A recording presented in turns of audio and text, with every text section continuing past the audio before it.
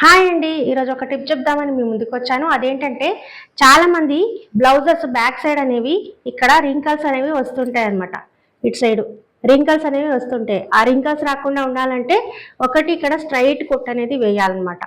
ఈ స్లీవ్స్ నుంచి తర్వాత ఈ నడుము వరకు స్ట్రైట్ కుట్ అనేది వేస్తే రింకల్స్ అనేవి రావు. అలాగే ఇక్కడ షేప్ తీసేటప్పుడు కూడా మంచిగా కరెక్ట్గా షేప్ అనేది తీయాలి. షేప్ అనేది అలా మంచిగా తీసినప్పుడు రింకల్స్ అనేవి రావన్నమాట.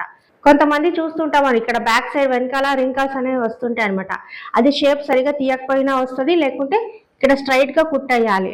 కొంతమంది అయితే ఇలా క్రాస్ గా డ్రెస్ కి కుట్టినట్టు కుడుతుంటారు అనమాట. అలా కాకుండా స్ట్రైట్ గా కుట్ అనేది వేస్తే మనకి రింకల్స్ అనేవి కూడా రావు, అలాగే మంచిగా కనిపిస్తుంది అనమాట బ్లౌజ్ అనేది.